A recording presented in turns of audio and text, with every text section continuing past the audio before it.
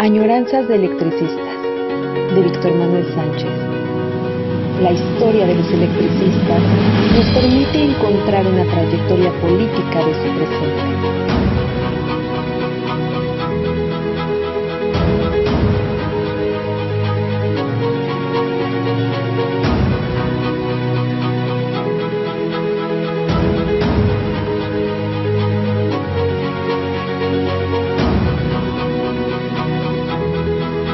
Comenzamos. Bueno, otro lunes, ya es febrero, ya empezaron las clases en la universidad. Esperemos que nos vayamos bien y justo recordando eso y para que comprendamos bien, mencioné yo, entre otras, cuando tratábamos de decir cómo podemos elaborar la historia del Sindicato Mexicano de Electricistas y que hay, como dicen los detectives, varias líneas de investigación. La última que mencioné, además de la revista Lux, que necesitábamos, comenté, que esté completo, las revistas en la biblioteca para que podamos acudir a hacer una buena investigación sobre esto. Incluso dentro de ella pueden escoger el periodo de un secretario general para tener una idea de cuál es la perspectiva o del secretario general o del comité central, que tiene que reflejarse, en algunos casos se refleja claramente, o tiene el matiz, la mirada, la forma de organizar el trabajo del jefe de redacción. Porque el jefe de redacción, además, luego suele armar un grupo de compañeros que le van a auxiliar, que le van a ayudar a escribir sus artículos. En fin, arman con ese equipo de redacción los números. Se hace en ese sentido un debate serio, crítico, agudo sobre las condiciones sociopolíticas del país y las condiciones sociopolíticas en la industria, por lo menos en Compañía de Luz. Y así lo arman. Y la última forma que mencioné es con este contrato colectivo de trabajo. Seguramente, y por eso quiero aclarar un poco, cómo se puede hacer la historia a través del contrato colectivo de trabajo. Efectivamente, por ejemplo, permítanme, de uno a otro contrato colectivo de trabajo, la forma más simple es revisar cláusula por cláusula y qué modificaciones pueden o no tener los contratos colectivos. En los hechos, bueno, sucedían dos cosas. Tenía uno que revisar la revista, porque ahí iban comentando desde cuándo empezaba la legislativa, quiénes eran los miembros de la legislativa, cada cuándo sesionaban, y no con excepciones, salía un programa de actividades que iba a tener la legislativa. Entonces, al final, cuando se terminaba la revisión, antes que tener en una de las cláusulas se menciona que la compañía, la empresa debe elaborar suficientes números impresos para que tengan los trabajadores en sus manos. Bueno, puede ser que vean, bueno, les decía, salía publicado en la revista Luz una presentación de lo que se había revisado, ya sea comparativamente, como le estoy diciendo, qué decía qué modificación se hizo al contrato, y en la otra columna cómo estaba redactada antes. Entonces salía el antes y el después, cómo quedó el contrato. Y eso ayudaba para tener una idea más o menos clara. Eh, Revisar un contrato colectivo significa, primero que todo, que tienes que conocer ya cómo se dan las revisiones contractuales o tienes que estudiar cómo se hacen las revisiones de contrato colectivo de trabajo. Hemos mencionado en algunos casos que se nombra una comisión legislativa de revisión y he estado diciendo que se ha venido traicionando una trayectoria histórica muy buena, que era en cada departamento se eligen a los compañeros legisladores.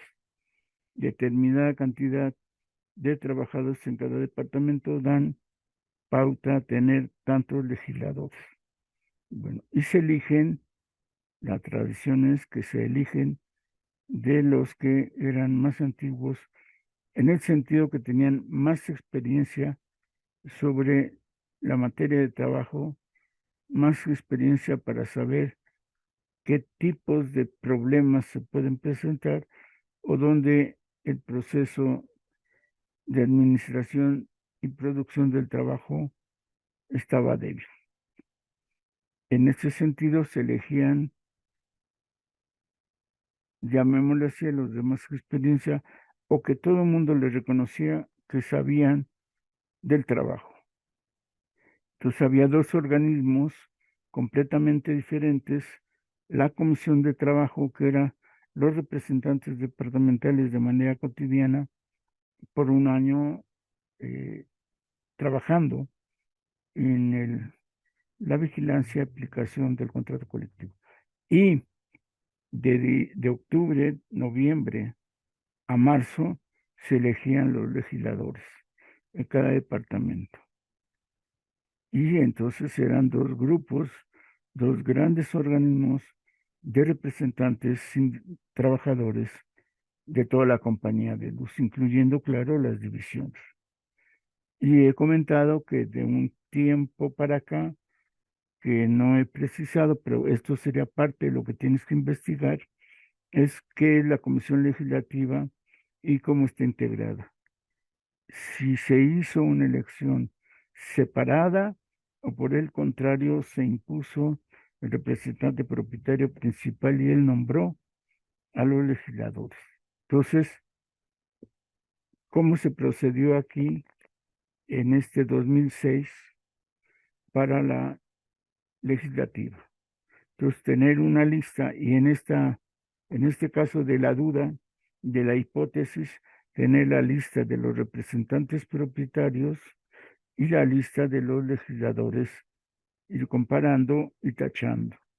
Si sucede eso, que estén duplicando la labor, la Comisión de Trabajo, propiamente la legislativa no va a tener una actividad crítica sobresaliente del contrato colectivo. Entonces, quiénes son, qué quiénes son los de las comisiones que elige la propia legislativa, la permanente, la de comunicación, eh, y cómo se revisa? En ese sentido, también tendríamos que acudir a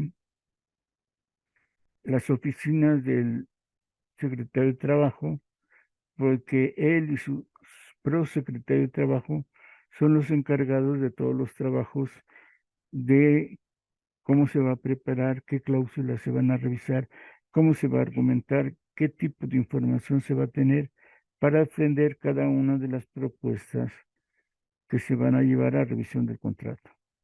Entonces, la dinámica es que los legisladores,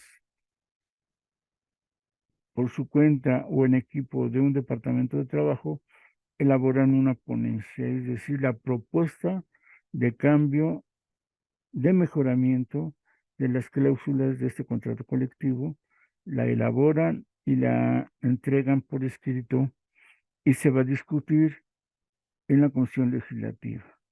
Entonces, todas las propuestas se elaboran por escrito, se entregan y en su momento se discute entre toda la Comisión Legislativa. Ahora, esa es una parte. Entonces, ¿quién es el secretario de Trabajo y su prosecretario? Mencionábamos la vez pasada que aquí viene esa parte. Es decir, en diciembre del 2005 a marzo del 2006, le correspondió a Ramón Mera Villarroel, secretario de Trabajo, y al prosecretario del Trabajo, Eduardo Badilla Sasa. Y habrá que ver de qué más compañeros se apoyó el compañero Ramón Mera Villarroel. Recordemos, y entonces saber quiénes son y qué función realizan, es claro lo que puede pasar. Revisa uno el historial sindical de estos dos personajes y nos vamos a encontrar que Ramón Mera, en las elecciones previas a la revisión del contrato colectivo, convocó a una planilla para disputar los cargos del Comité Central. Es decir, se convierte en disidentes con todo el derecho que le marcan los estatutos, con la posibilidad de quedar precisamente en el cargo por el que compite. Entonces, ¿cuántos más? Esta es una característica.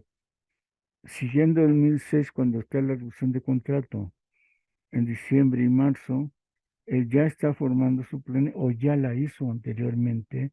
Es un factor interesante que tiene uno que valorar. ¿Cuál es la comisión? Porque el Comité Central elabora una comisión de contratación. Varios miembros del Comité Central, junto con la presidencia de la legislativa, son la comisión negociadora propiamente. Los que ven a los jefes y a los representantes de la empresa. Entonces tenemos que saber quiénes integraron la representación de la empresa y la representación del sindicato que en directo está. Entonces tenemos que saber qué legisladores, qué ponencias hicieron, qué actividades de formación política tuvieron. Por ejemplo, conferencias, quizá películas, todo el proceso de la revisión es estudiar este contrato colectivo. No solamente los contenidos, es importante los contenidos, pero el contexto político nos da respuesta al texto. Entonces, ¿quiénes son? Después sí se puede, ya que está ubicado esto y que sabemos quiénes son, si se puede, pues tendremos que averiguar quién es la contraparte, quién está del otro lado de las negociaciones. Y curiosamente, en los contratos sí viene en la parte final la comisión de contratación de la empresa. Y esta comisión de contratación en ese momento la dirigía Rufino Serrano Sierra. Y aquí está la comisión de contratación de la empresa. A esta de acá, en realidad debería estar la comisión de contratación, no el comité central, porque supuestamente el comité como tal no participa. Entonces, ¿cuál es la comisión de contratación del ISME? Tendríamos que ir a Lux o a los expedientes en la Secretaría de Trabajo con el secretario de Trabajo, en este caso, que Ramón Mera haya guardado todos los documentos y estar viendo quiénes son los responsables de la negociación. Allí está la labor. De ser posible, insisto, de esta comisión de contratación tener una perspectiva por lo menos general de quiénes son estos compañeros de la Comisión de Contratación, ¿no? Es, en el caso de acá, he de decirles que sí, efectivamente, no reconozco a muchos de la empresa. Fabián Ortiz Ramírez, sí, a Julio García, a Jorge Vázquez Montero, en fin, una crónica mínima de esta. Y para la comparación, efectivamente, podremos revisar las comisiones de contratación de la anterior revisión de contrato y de la otra, la previa, es decir, 2006, 2004 y 2002, de los comisionados que realmente son los que entablan las pláticas, la discusión y los que negocian.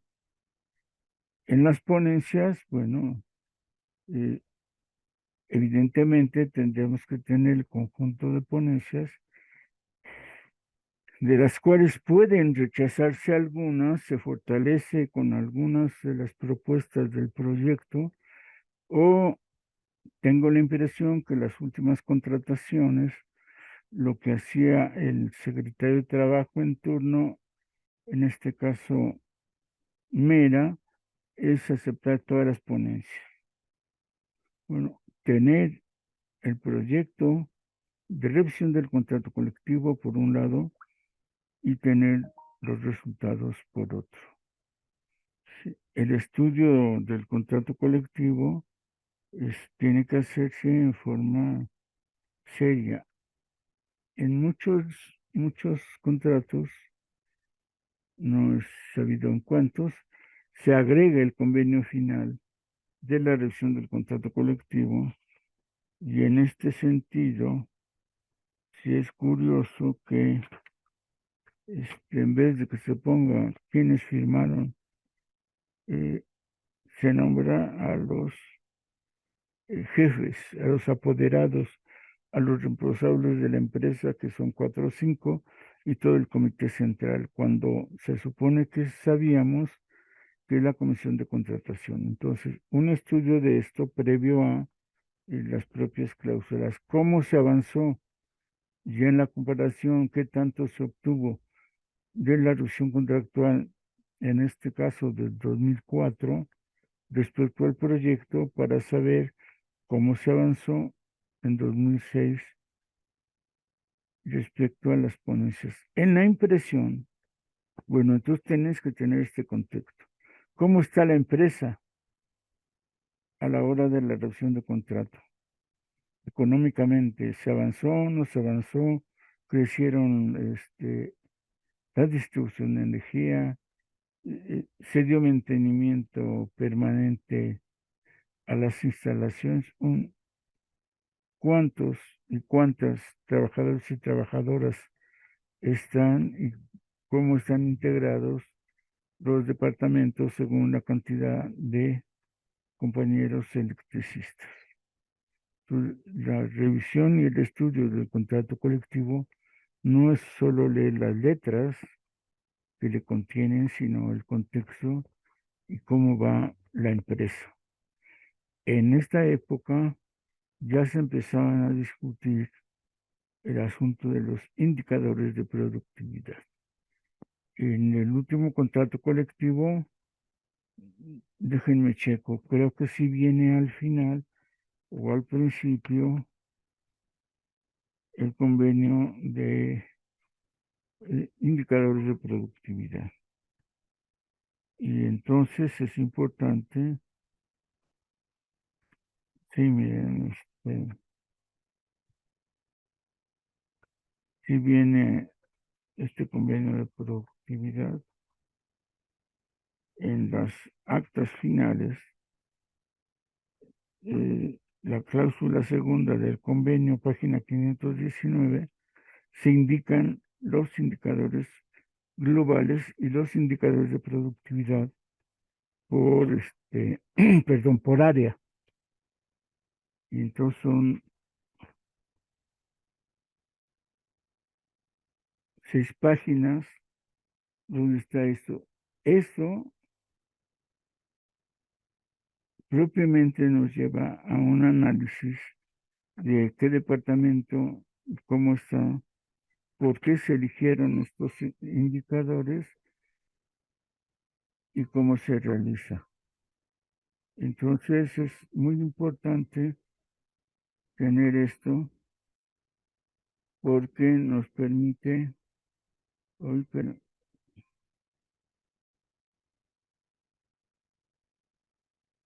no sé qué dice. Bien,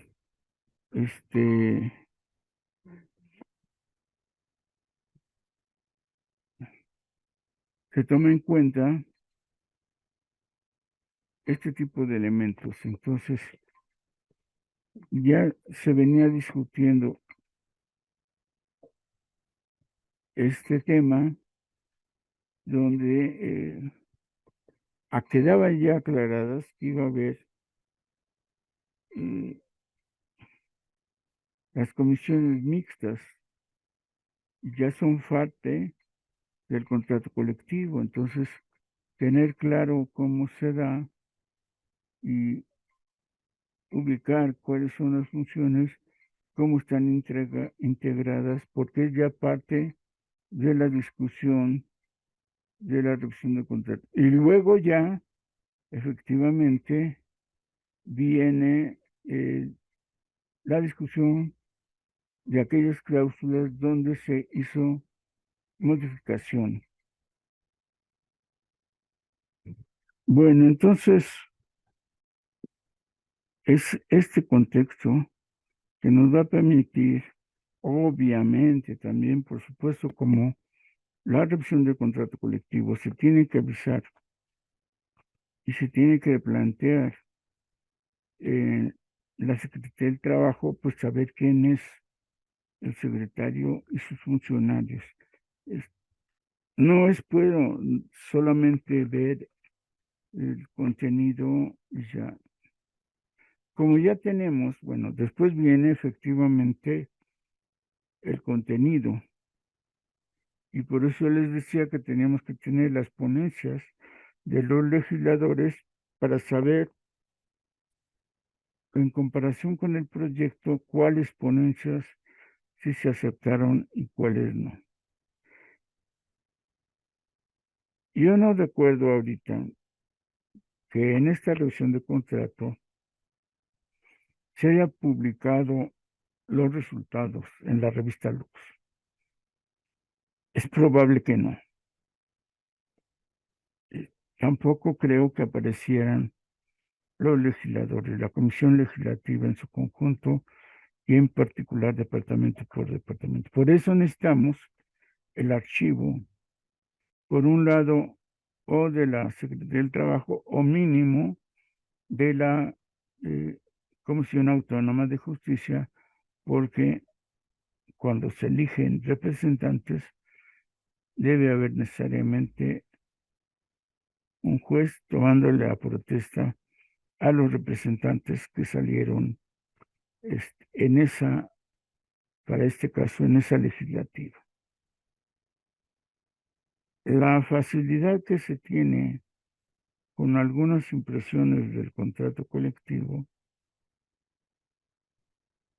es que eh, se pone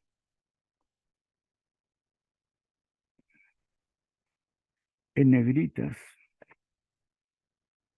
no sé si alcanzan a ver, pero aquí arriba de mi dedo aparece en negritas el texto. Este párrafo es el que se modificó, en este caso de la cláusula 14. Cuando es así de este tipo de cosas, pues es de alguna manera fácil de saber cuál es el cambio, ¿no? Y curioso que, como les decía yo en las últimas revisiones contractuales de la cláusula 10, por ejemplo, se le revisa a la transitoria, es decir, una transitoria, lo he estado insistiendo, es asunto de aplicación del contrato colectivo.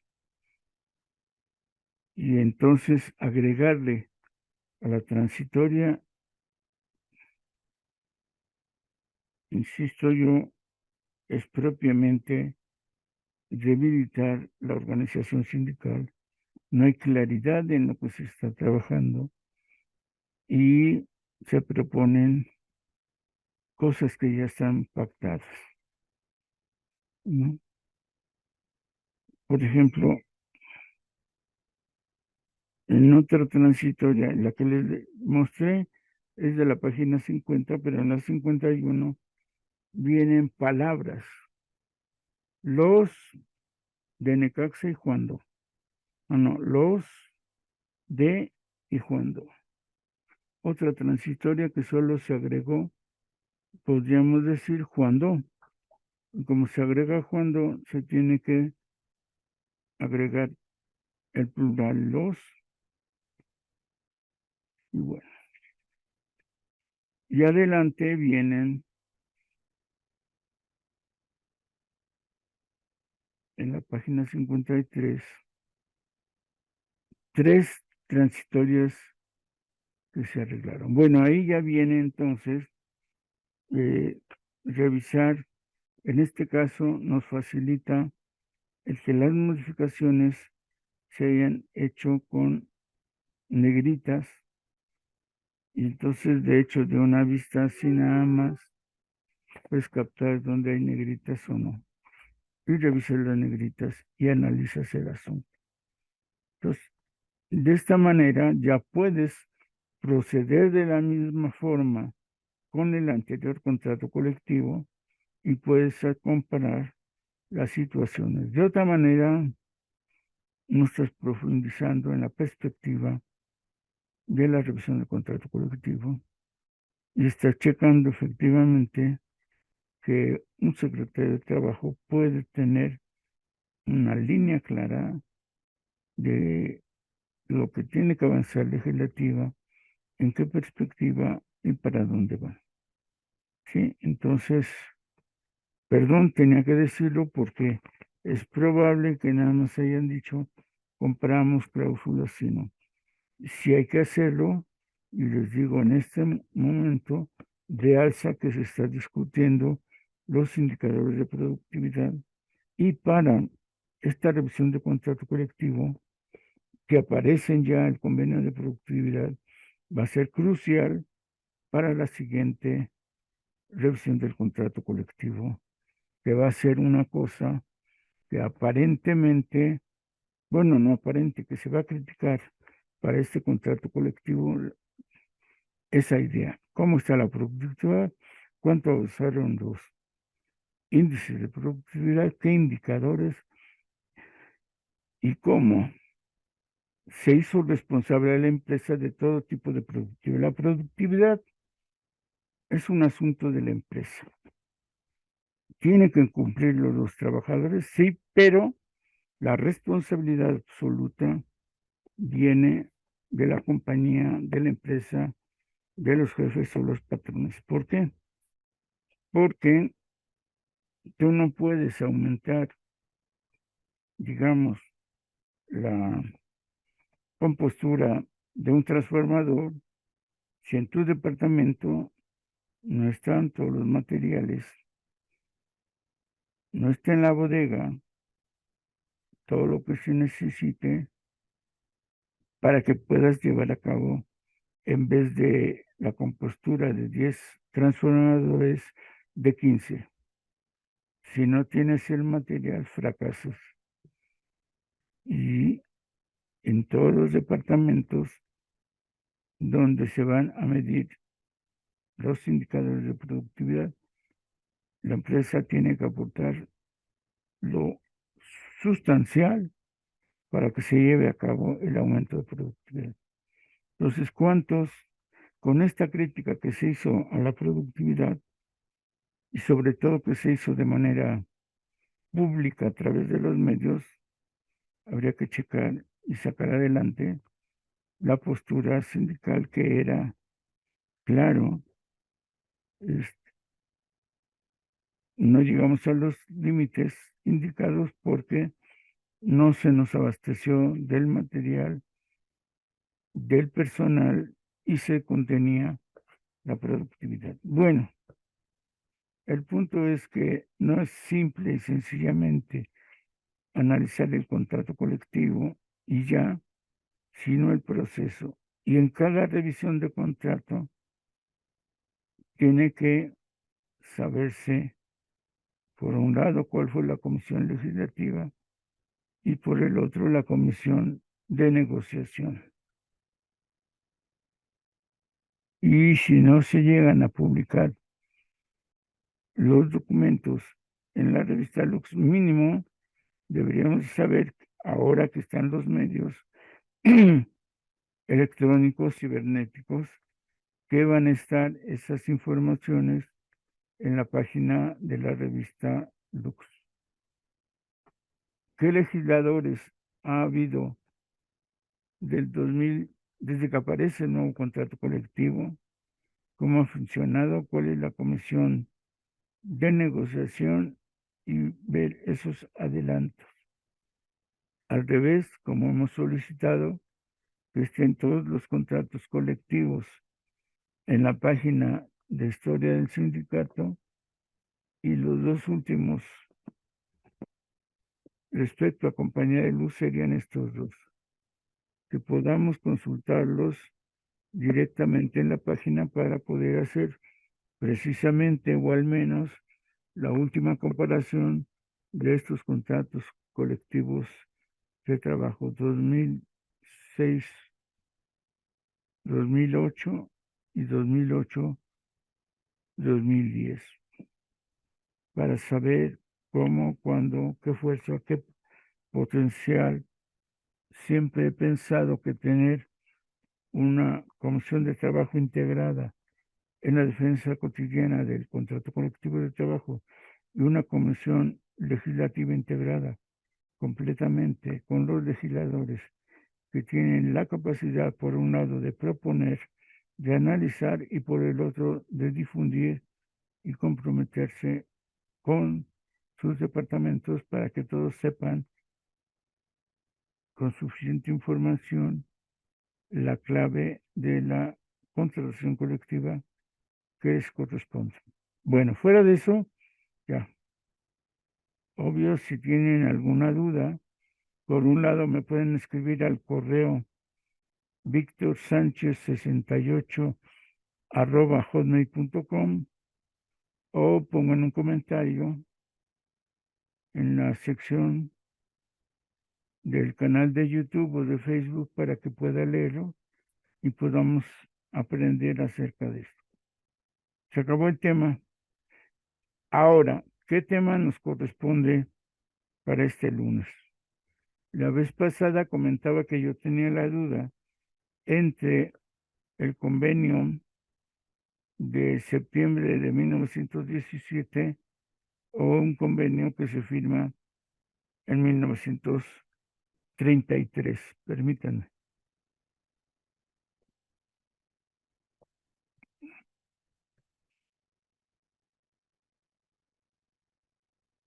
Entre la Compañía de Tranvías y Eléctricos de México y la Compañía Mexicana de Luz y Fuerza Motriz. Se firma en 1933. Comentaba ya por una razón sencilla. Ambas empresas tenían lugares de trabajo, centros de trabajo o departamentos que trabajaban de manera simultánea para las dos compañías. Por ejemplo, las listas de raya, los cheques, el pago de los obreros electricistas y los obreros tranviarios se armaban en el mismo departamento. Las listas de raya, como se llamaba entonces, eran elaborados en el departamento de tesorería y muchas veces eran responsables los mismos de las dos listas de raya, de tranviarios y de electricistas. En Indianilla, los trabajos que se requerían también se hacían de manera simultánea para tranvías eléctricos o para compañía de luz. Los tranviarios tuvieron mayor antigüedad que los electricistas. Están desde el siglo XIX, el último tercio del siglo XIX ya había tranvías eléctricos y en los talleres pues trabajaron ya desde entonces con, pues, con cosas de madera, de electricidad, los motores, los calibradores, los medidores.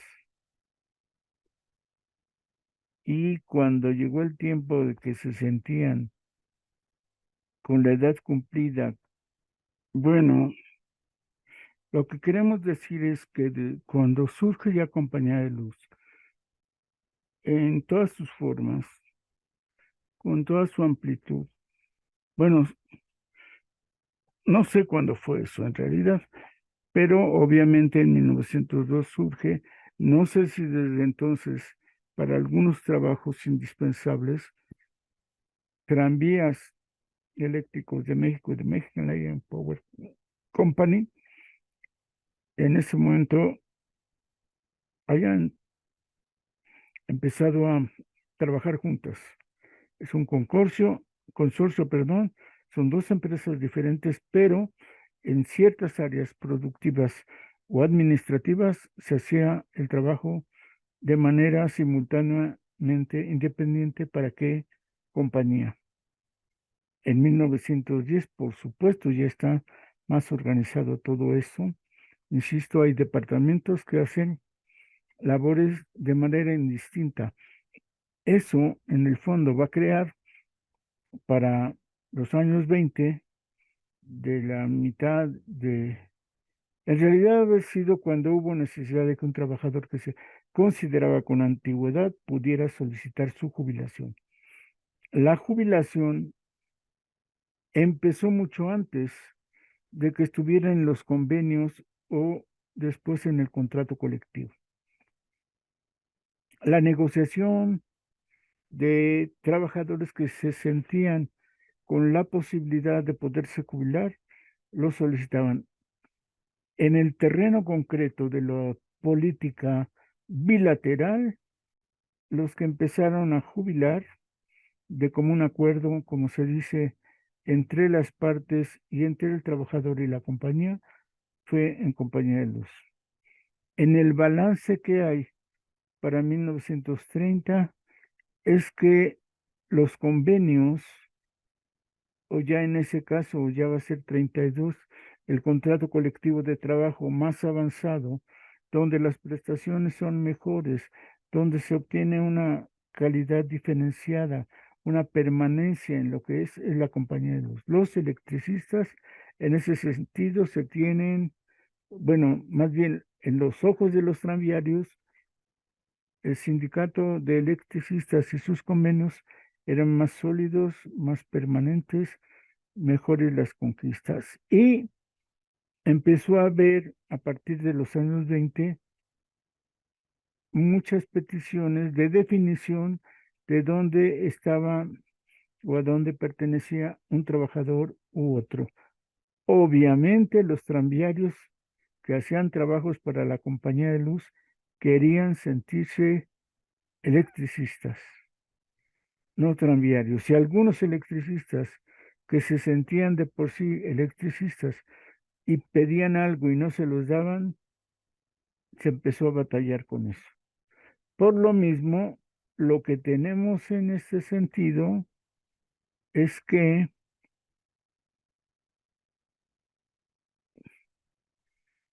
había dificultades en la transposición, trasplante, problemas que si eran electricistas o tranviarios. Los conflictos hicieron más complejos, insisto, en, en la década de los 20, porque cada vez había más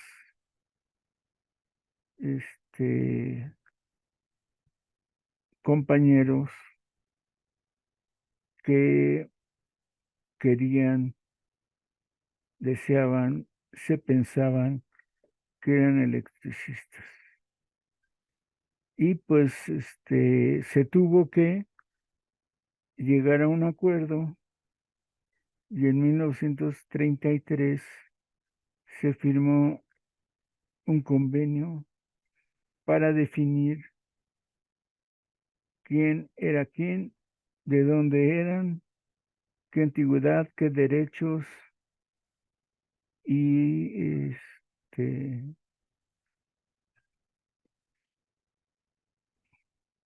es curioso y eso siempre me ha llamado la atención que no se haya planeado, organizado, justo por este tipo de condiciones, un sindicato único. Hubo la intención, pero estaba floreciendo más la idea de tener una mutualidad o tener varios sindicatos según los departamentos, y eso a los electricistas no les gustaba. Los tranviarios se organizaron así, como una federación y una alianza de trabajadores de distintos departamentos. Es por eso Alianza de Tranviarios de México, porque hacia el interior había gremios que se consolidaban. Entonces, ¿por qué sucedió que teniendo una perspectiva, una empresa imperialista, por qué no se respondió de la misma forma en la concepción sindical, en la conciencia sindical de los trabajadores si pertenecían al mismo consorcio? Es un dilema que, como luego se dice, tenemos que investigar más a fondo para ver si podemos tener una conclusión respecto a por qué teniendo las mismas condiciones de trabajo, las mismas relaciones sociales de producción, en la capacidad de organizar y en la conciencia sindical se dan dos pensamientos, dos formas, tres prácticas, dos formas de prácticas sindicales diferentes. Igual sucedió, y eso lo traslado a los electricistas. El trabajo de los electricistas es igual, tanto en Comisión Federal de Electricidad o en su momento en la Federación de Sindicatos de Comunicación e Industria Eléctrica, como en el Sindicato Mexicano de Electricistas. Sin embargo, los electricistas de la CFE desde el inicio son charros, y los del Sindicato Mexicano de Electricistas y los de la Federación de la Industria de Comunicación y Eléctrica son diferentes. Tendríamos que profundizar, tendríamos que revisar sus prácticas sindicales y que eso sea lo notable, lo llamativo, seguramente, seguramente. De tener asambleas cada 8 días, como las hacían en la Comisión Federal de Electricidad, hay un mundo de diferencia. Pero el punto es, 1933 se llega ya a una procura de solución a estas problemáticas y pues más fácil, discúlpenme si no les agrada del todo esta propuesta, pero les vamos a leer el convenio que se celebró, como dice, fíjense cómo lo denominaron en su momento, cambio para convenio para el cambio de nóminas de la compañía de tranvías a la compañía de luz. Es claro, la demanda viene de tranviarios, de los obreros de la empresa Tranvías Eléctricas, por sentirse electricistas. Y se va a hacer en las nóminas para saber de qué lado están unos obreros y empleados y de qué lado están los otros. Pero básicamente dice tranvías a luz y fuerza. Convenio que celebran la Alianza de Obreros y Empleados de la Compañía de Tranvías de México S.A., el Sindicato Mexicano de Electricistas, la Compañía Mexicana de Luz y Fuerza Motriz S.A. y la Compañía de Tranvías de México S.A., que en el texto de este convenio se denominarán respectivamente la Alianza, el Sindicato, la Compañía de Luz y la Compañía de Tranvías. Y cuando alguna cláusula se refiere por una parte a la Alianza de Obreros y Empleados de la Compañía de Tranvías de México S.A. y al Sindicato Mexicano de Electricistas, y por la otra a la Compañía Mexicana de Luz y Fuerza Motriz S.A. y a la Compañía de Tranvías de México S.A., aquellos se designarán colectivamente por las agrupaciones y estas por las compañías. Antecedentes. Con fecha de 7 de marzo de 1933, las agrupaciones y las compañías celebraron un convenio ante el presidente, ante el ciudadano presidente de la Junta Federal de Conciliación y Arbitraje, con motivo de la petición del sindicato consistente en que todo el personal que prestara más del 50% de sus servicios a la compañía de luz y estuviera en nóminas de la compañía de tranvías fuera pasado a la nómina de la primera de dichas compañías. Clara la petición. Lo que nos da a entender, lo que hemos comentado, se trabajaban distintos departamentos en varios departamentos sin distingos de compañía. Tesorería era tesorería para uno o para otro. Pero aquí queda claro, más del 50% de sus servicios serán realmente de compañía de luz. Dice, la petición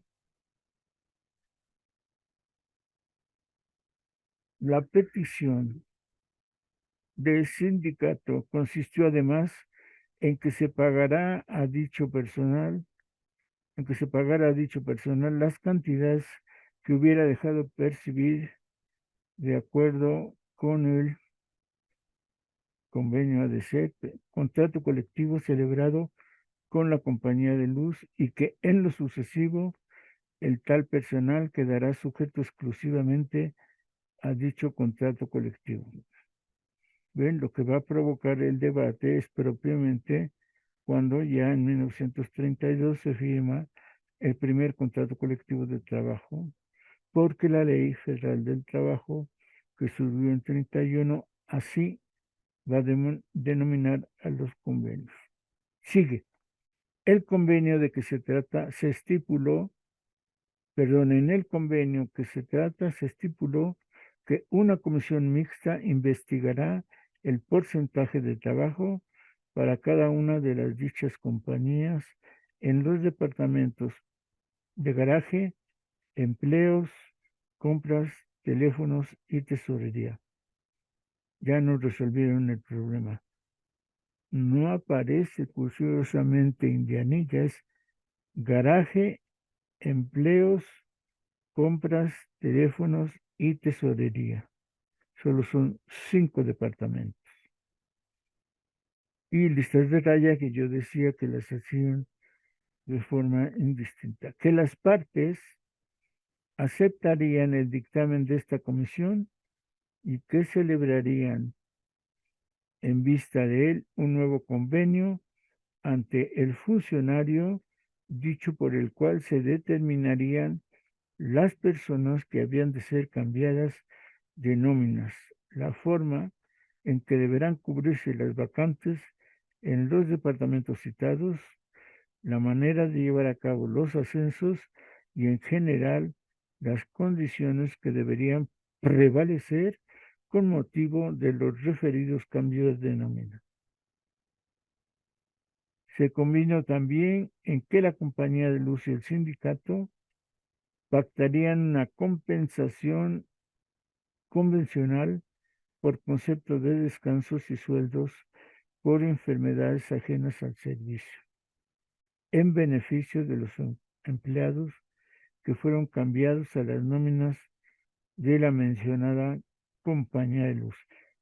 En este conjunto de presentación se entiende básicamente que hay una diferencia a favor del personal de compañía de luz y que entonces todos estos saldos a favor van a ser contemplados para que los que, digamos así, se defina como trabajadores empleados de compañía de luz repongan y reciban lo que a derecho les corresponde. Es decir, si tú estuviste en este caso siendo tranviario, pero recibiendo un sueldo que va a ser diferente y superior por estar en compañía de luz, se te va a considerar y se te van a pagar todas las diferencias que hubiere en ese tu salario. Es muy interesante que se considere este tipo de cosas. Es claro, lo que estábamos comentando, las prestaciones, las conquistas, incluyendo los salarios que se percibían en compañía de luz por el sindicato que tenían, eso hay que comentarlo mucho, y que ya en el 32 se estaba anotando en ese su contrato colectivo, que regresamos al punto de cómo estudiar el asunto y tendríamos que pensar todas las consideraciones, por ejemplo, respecto a esto, qué salarios se ganan, dónde están los propios trabajadores que hagan un tipo de trabajo específico y que en toda la compañía se les debe pagar salario igual por trabajo igual. Es decir, si ese trabajo se hace en Necaxa, en cuando no se tiene por qué pagarse de manera diferenciada. Esto es parte del estudio del contrato colectivo que tendríamos, como comentamos al inicio de esta añoranza, que debe de hacerse. Y que aquí, con este asunto que se está resolviendo, nos indican que tiene que ser así. Segunda punto de los antecedentes. La comisión mixta a que se hace mención en el punto anterior dio fin a su investigación el día 17 de marzo de 1933 y consiguió su resultado por vía de recapitulación en el acta que ese mismo día se levantó. Fíjense, tendríamos que buscar el convenio que se menciona como el acta de la que se habla en este punto 2. ¿Cómo fue el resultado? 3. En el acta que se refiere al punto antecedente, se consignó como caso pendiente el del empleado señor Marcos Contreras B. de la sección de cuentas por pagar de la tesorería. Caso este que las partes desean resolver desde luego en virtud de haber llegado ya a un arreglo sobre el particular. Y en las mismas condiciones se encuentra el caso del empleado señor Luis Fuentes Jiménez de la sección de estadística de la tesorería. Si no nos lo resuelven aquí, tendríamos que decir a los archivos para ver estos dos casos y por qué son tan especiales. 4. Acuérdense, son los antecedentes de este convenio. La compañía de luz y el sindicato llegaron a un acuerdo sobre la compensación especial a que se refiere la cláusula sexta del convenio celebrado el día 7 de marzo de 1933 ante el ciudadano presidente de la Junta de Conciliación y Arbitraje, y al cual convenio se hace mención en la parte inicial del punto número 1 del presente arreglo. Volvemos a la situación sobre esta historia de los contratos colectivos o de los convenios. Si no aparece en la revista Lux o el impacto que esta acción está mostrando de manera foránea, por decirlo así, entonces otro instrumento que necesitamos tomar en cuenta cuando revisemos los contratos colectivos es la prensa, el periódico. ¿Cómo se vio, por ejemplo, en 2006, cuando hablamos de este contrato colectivo, el Lux que hubo, cómo se trató el tema y en los periódicos de la capital?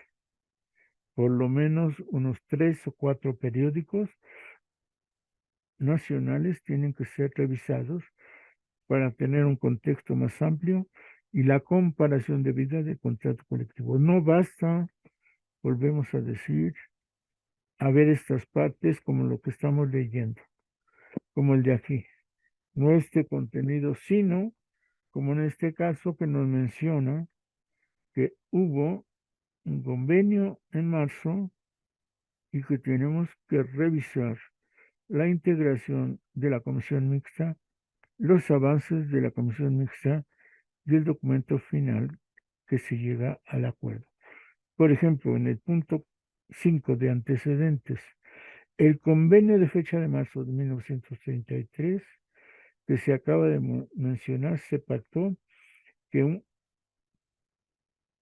que una vez terminara la investigación encomendada a la comisión mixta ya referida, las partes celebrarían el convenio definitivo del caso y habiéndose puesto de acuerdo las mismas partes sobre los términos de tal convenio definitivo y lo formularon en su cuestión a las siguientes cláusulas.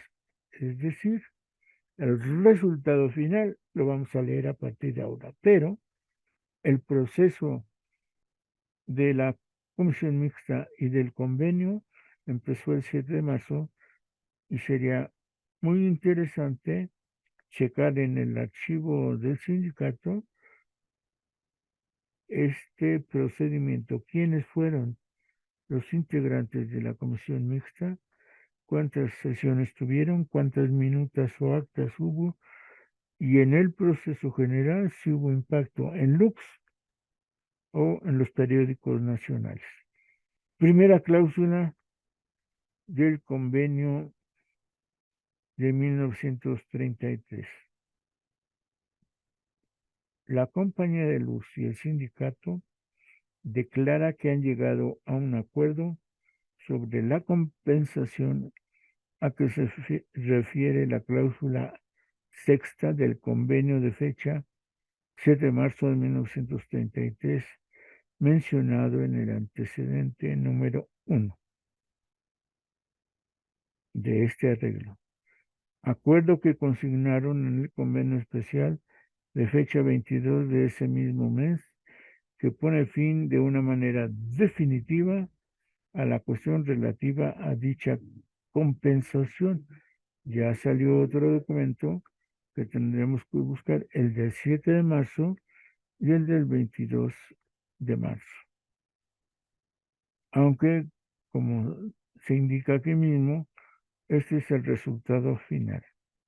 Segunda cláusula del convenio de 1933 entre tranvías y compañía de luz. Las agrupaciones y las compañías aceptan las resoluciones de la comisión mixta contenidas en el acta de fecha 17 de marzo de 1933, a que se refiere el antecedente número 2 de este convenio. Las mismas partes aceptan asimismo las resoluciones contenidas en las actas de la propia comisión, lo que decíamos de, hubo comisión, hay actas o minutas de fechas 8, 9, 10, 11, 12, 13, 14 y 16 del mismo mes de marzo. Resoluciones, estas últimas, que fueran resumidas en la mencionada acta de fecha 17 del propio mes. En consecuencia, en los departamentos investigados por dicha comisión serán cambiadas de las nóminas de compañías de tranvías a las de la compañía de luz las personas cuyos nombres se consignan con ese objeto en la última acta mencionada. El cambio se llevará a cabo observando las personas dichas y el empleo y salario que actualmente disfruta.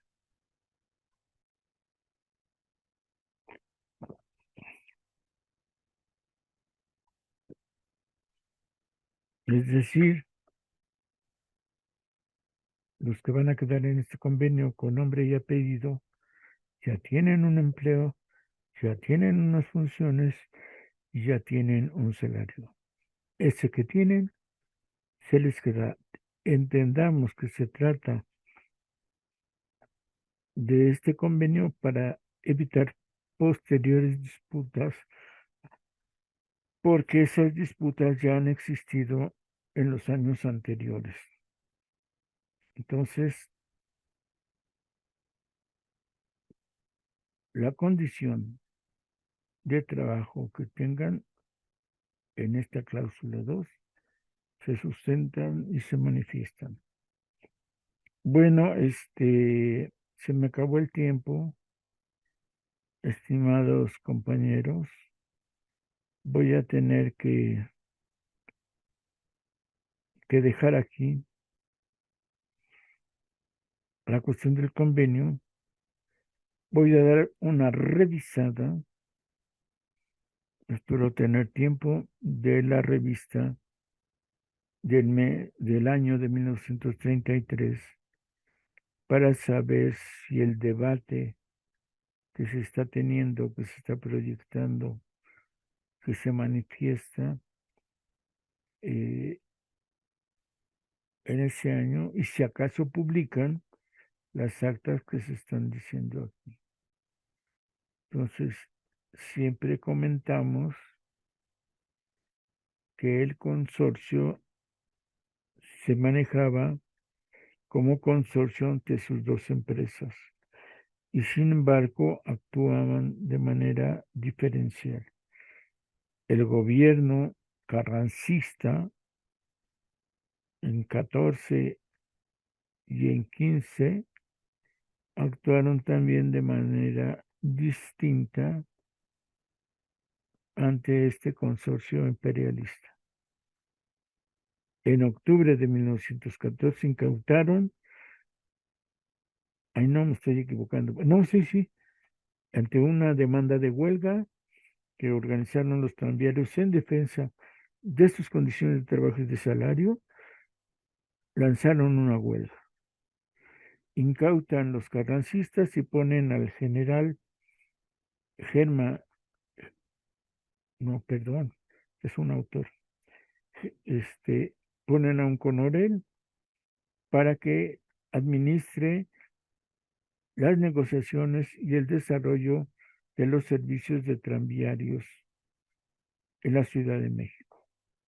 Es decir, las pláticas van a seguir dándose, pero el servicio no se suspende. Cuando hubiera un arreglo, se regresaba la empresa a sus propietarios. El general Morales Gess es quien va a ser el administrador temporal, porque se supone que solo es temporal la incautación, pero está un general carrancista. Esa misma acción se va a hacer en la Telefónica Mexicana cuando estalle la huelga en dicha empresa. estando los carrancistas en la capital, incautan la Telefónica y Telegráfica Mexicana, pero en lugar de poner un coronel, un teniente o un general en la empresa telefónica, le cede al ESME la administración de la empresa. Bueno, espero que se interesen por esta historia.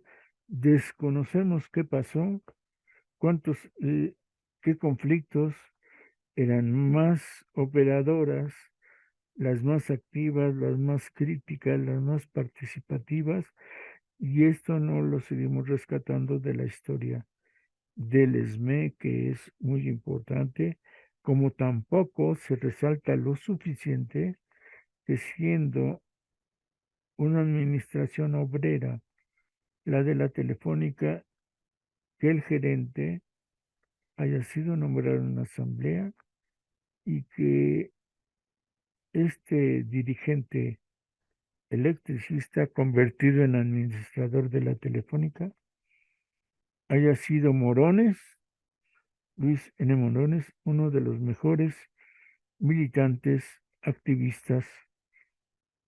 Era solicitado como orador para todos los sindicatos, para todas las asambleas o mítines. Bueno, se acabó por hoy, en este segundo lunes de febrero, y nos vemos en la próxima añoranza de electricistas, aquí mismo, por este mismo canal, a la hora que ustedes quieran, y recomendarles que estén tranquilos y hagan llevadera la propia vida, el propio trabajo, las mismas ilusiones. Hasta entonces.